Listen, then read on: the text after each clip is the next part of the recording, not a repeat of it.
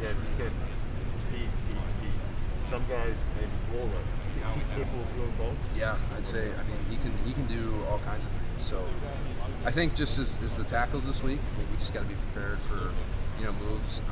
I'd say ones he likes to work a long arm a lot of times into the chest to work the goal, and then he'll take advantage if you're oversetting him. He'll shoot aside, and then if you're soft with your hands and he slaps your hands and you're leaning, he'll get you around the edge. So I think he's got a wheelhouse of things. So I think we just got to be ready for everything.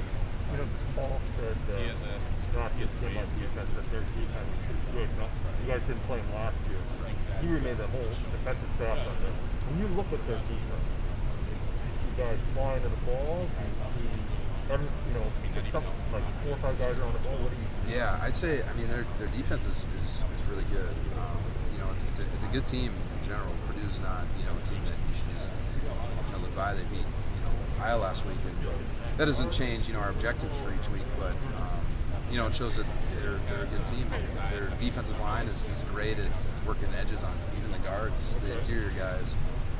They pass rush really well, and I think the game's just going to come down to guys, finishing blocks as it always does. And I think as an offensive line, we just got to keep improving. Paul likes to say it takes all 11 in the passing game. It's not just the quarterbacks or the wide receivers. Given everything you guys return from that unit, has it surprised you that this offense hasn't been more balanced? Could you repeat the question? Has it surprised you that the offense isn't more balanced in terms of run pass with everything you guys had returning at quarterback and wide receiver, and why that's maybe taking some more time? Yeah, as a group, we don't really look to that kind of stuff. It's above our pay grade for that kind of thing. But we're blocking the play as best as we can. Whatever's called, and I don't think a lot of guys really care what is called.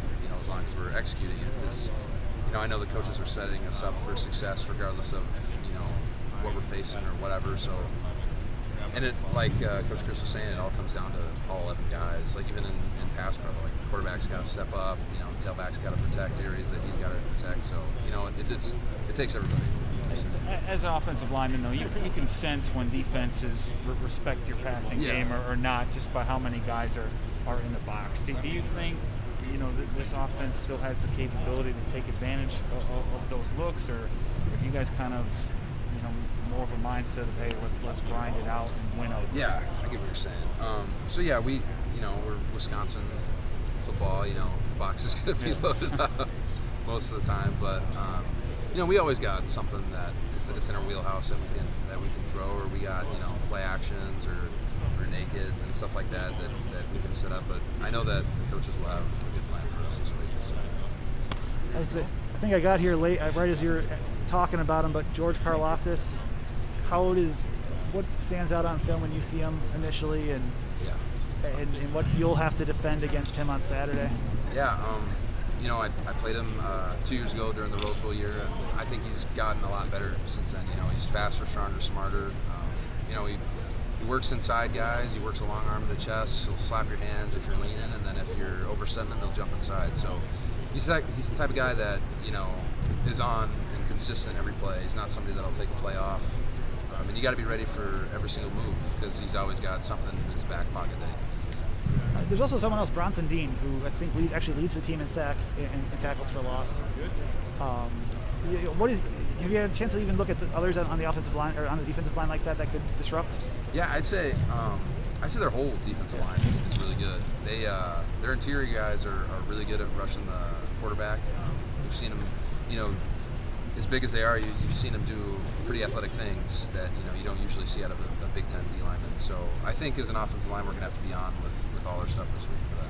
And then Cormac Sampson seems like a utility, Swiss Army knife of positions, a mysterious number 46 against Illinois, and then of course they slapped the name on him last week. And I joked with him about the number of jersey numbers he's had. But just what does he bring, and just what type of attitude do you see from him week in and week out, with just being asked to do whatever, even in fall camp, having different positions? Yeah, I think all of us love Corm, and we all appreciate things that Corm's had to sacrifice, switching positions, moving around, being a tight end and being a lineman and going back to tight end. So I think as a whole offense we appreciate that, because that's not an easy thing to do. especially tight end O-line, may seem similar. There's a lot of really different things, and Cormac's the kind of guy that is playing hard every play. He's got a great attitude with everything. We all love him to death. He's awesome. So we all appreciate the things he brings to the table, and he does a good job. So. Thank you, Tyler. Yeah. Appreciate you, man. Questions about the running game in general.